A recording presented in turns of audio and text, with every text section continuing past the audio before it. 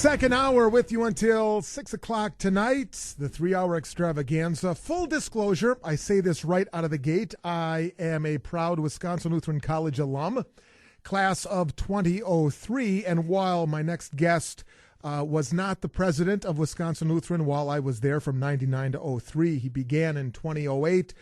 He's become a friend of mine since, and it's my pleasure to welcome on the president of Wisconsin Lutheran College, Dr. Dan Johnson. Good afternoon, sir. Hey, Scott. Good to be with you.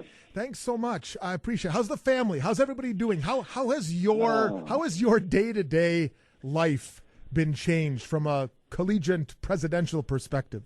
Oh, my goodness. Well, it's like everybody else's. We got 2 college students from WLC that are in my house now learning. Sophomore in high school, as a daughter as well. And so I tell you, it's like everybody else. It's been a kind of a surreal transition. I've enjoyed not having to wear my presidential power suits. I will tell you that. There's been some good things that have come out of that. But no, we're doing great, all things considered. I think we're all ready to be done, as everybody is. But we're making the most of it. My wife and I noted, I never dreamed that we'd have 6 weeks in a row, whatever it's been, having dinner at our table with all of our kids, at one time. So there's been some blessings through it too. Mm-hmm. I want to get to what you announced this week because in some ways, pretty bold, more bold than I think than a lot of other colleges and universities, not just around the state, but around the nation. But I want to just take a step back, first of all. Take me back to, it would be mid-March or so, when you, like so many colleges and universities, all of them across this country, had to make that decision to close. What is the one moment that is maybe burned in your memory, a phone call, a decision, a meeting? At some moment you had to make that call. What was that like? Yeah, well, first of all, I was out west in Arizona with our choir was on a tour out there. And so I was mitigating much of this with my leadership team, over the phone and on conference call because our students were on break. So our first decision was let's push back our break a week while we see where this is going and figure it out. And then from there, it became very quickly evident that we were going to need to shut the thing down. And so literally within a week's time, we had to flip the switch to the online. I think probably the most challenging and sad part about all this was, sending that email to our student body, noting that it's over, right? There's going to be no, a spring season for our athletes was over before it began. There's going to be no homecoming concert for the choir, the band, and all the pomp and circumstance of the close of an academic year, especially for seniors. That was tough. And my hearts go out to all of them, that's for sure. What has this semester been like? What is the feedback you've gotten from the students at WLC, from the faculty, from that perspective? I mean, there's certain, I'm sure, challenges and, the good, the bad, and everything in between. But all in all, have you gotten a sense this semester has gone pretty smoothly considering how quickly that switch had to be flipped? Yeah, it really has been a positive, as positive of an end as we could probably envision. Right. When you transition classes that were designed to be in, on campus, face to face, in a more of a traditional setting, to flip that switch, I'll tell you, our faculty. I always knew we had remarkable faculty, but the way that they have risen to this terrific challenge, and also our staff along the way, our IT department. I mean, we had a full-time person that really helps get educational academics up on the technology, helping our faculty. And I'll tell you, had we not had Josh and what he was doing for us, I mean, that just kicked it into high gear. And I'll tell you, we've surveyed our students frequently. We're really concerned about getting feedback early on, how's it going and so forth. And really the strong sense of appreciation by our students. None of them, I mean, the N of 2 that are in my house, I will tell you, they can't wait to get back to campus and get back to class with their professors and their friends. But we would all agree it's working, and we've made the most of it. and there's going to be good that's going to come out of this. But it's not just the classes; it's the peer tutoring services, right? I mean, if you're on campus, we have students helping students in a very robust tutoring program, and all those things had to continue and go differently. And so those are some of the early challenges. Obviously, the second challenge is just getting our kids off the campus. Like we're there away at break. But, they still have their stuff. As a matter of fact, these next couple of weeks, we have 2-hour segments of time. We've been working with the health department for two people at a time to go in and move their stuff out. And so it's, those first weeks, I mean, it was every day Zoom calls with my leadership team, daily communications with our board.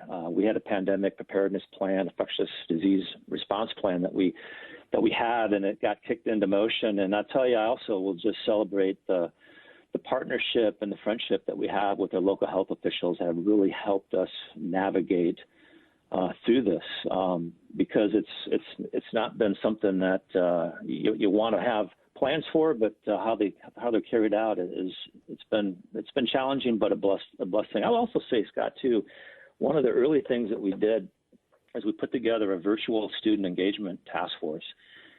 We were really concerned about the impact that this would have on students.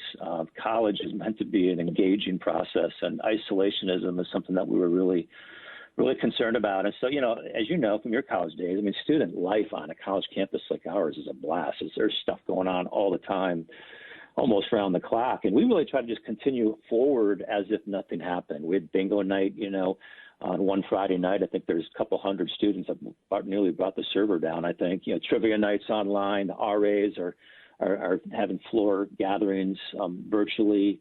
Our student health services is really carrying out the needs and the care for our students. We really wanted to make sure our counseling services continued, and we have a telehealth provider, 24/7 crisis line. And so we really tried to intentionally, through the chaos of the moment, establish a task force to really make sure that we're really meeting the needs of our students. If they're on our campus, our greatest concern is their physical safety, but we also are very concerned, equally concerned, about their emotional and spiritual wellness. We're Christians College, so we have chapels that are going out via Zoom every day. So it's literally, we tried to take the WLC experience and almost replicate it, but just virtually. So I would say, all things considered, it's gone well, but this is clearly not how we're designed to be as an institution, and we just can't wait to get back at it come fall.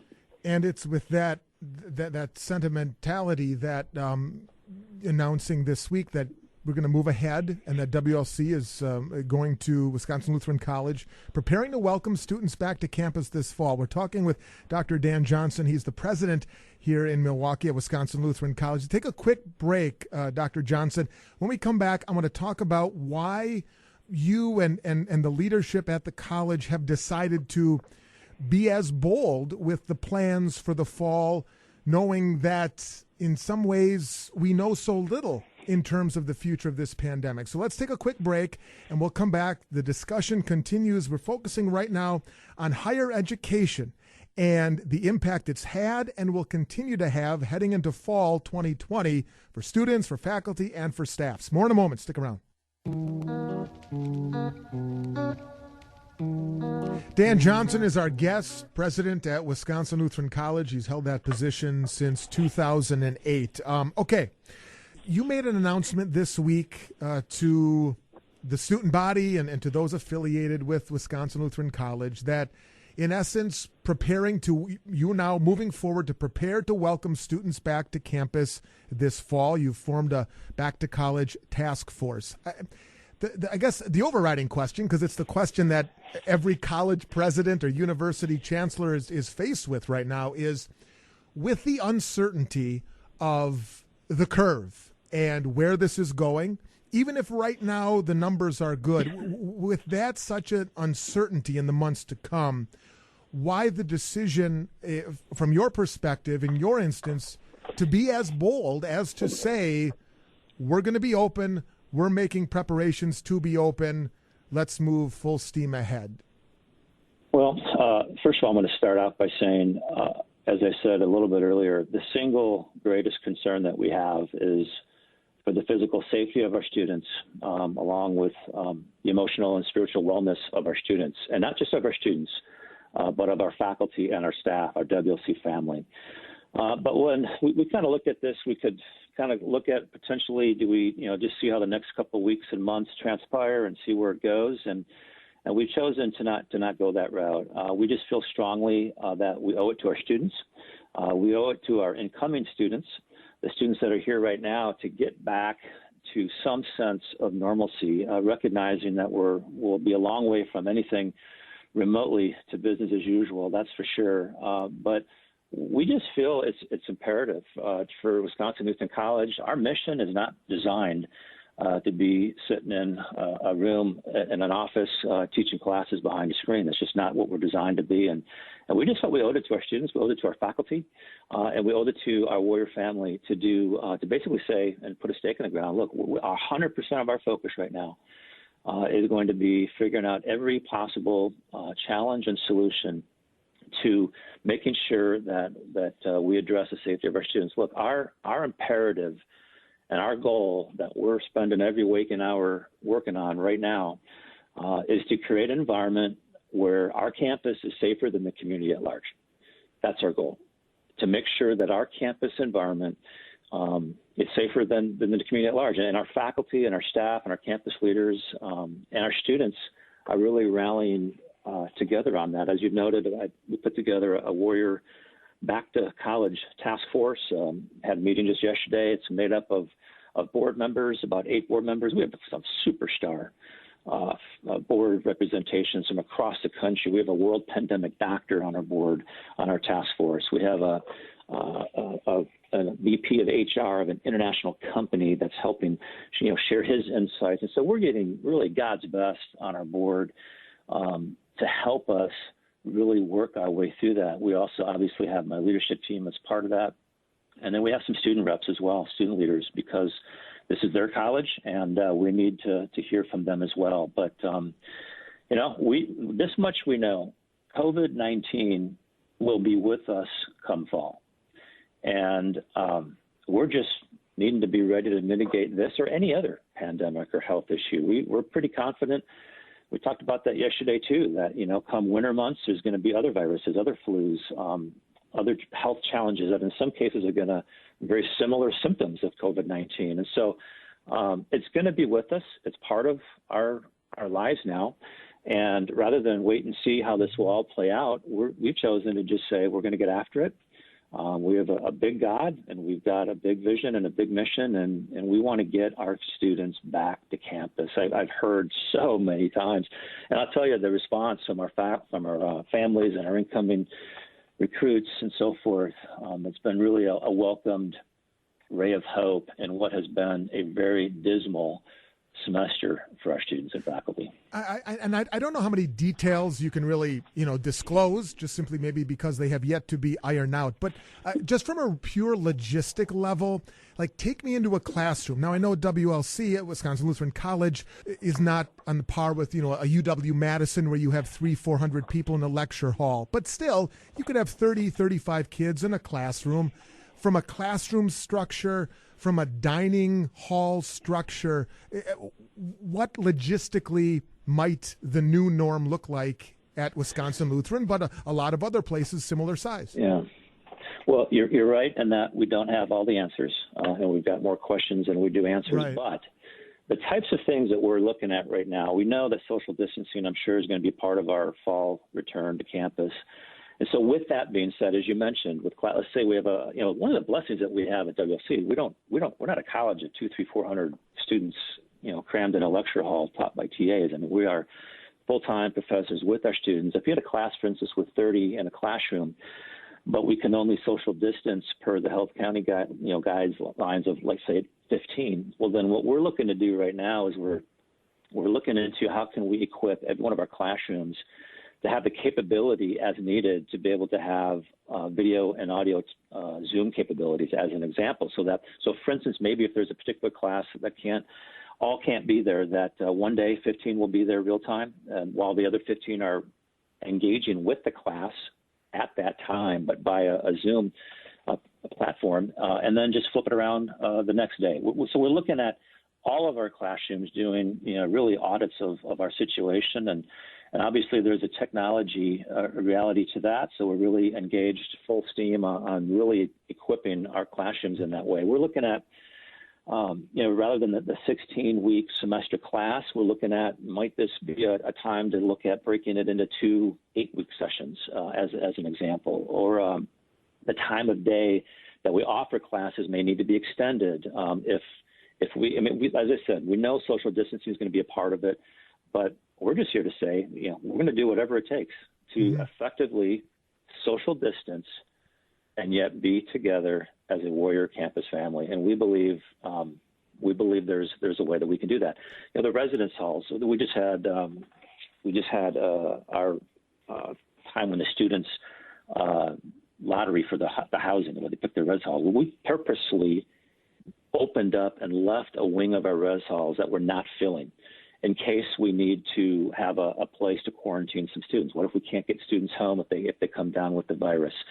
And so we're purposely planning spots, secured places, to homes, in addition to be able to house students if need be.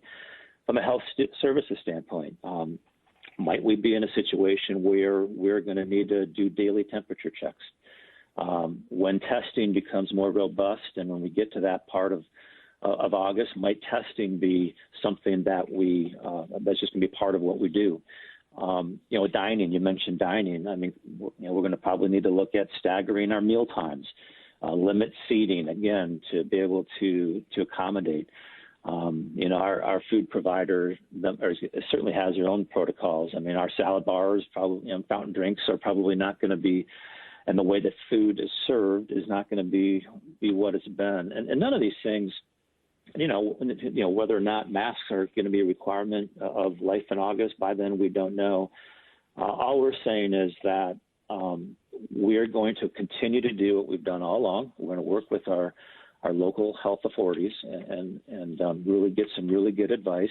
We're putting together a task force of brilliant women and men across different industries of our board that do this in their day job too. And we're just putting a can-do positive. We're going to figure this out, and it's the Warrior way. You know that. And I think our size and our nimbleness, higher ed is a very tradition-bound industry. And we can't afford to do that, quite frankly. And so we're just pivoting. We're being really resilient, and we're just getting after it. And so there clearly are going to be aspects to all of this and I told our campus openly, this is not going to be business as usual coming back. But it sure beats the alternative by sitting in a room looking at a screen all day. And we just can't wait to get back. Well, we talk about the new norm, and there will be a new norm for every facet and every dimension of life.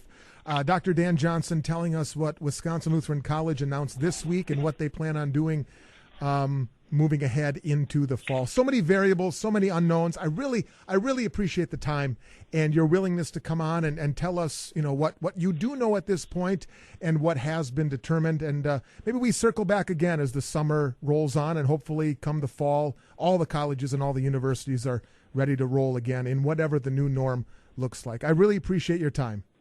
Thank you, Scott. We're looking forward to getting back at it. Appreciate the opportunity.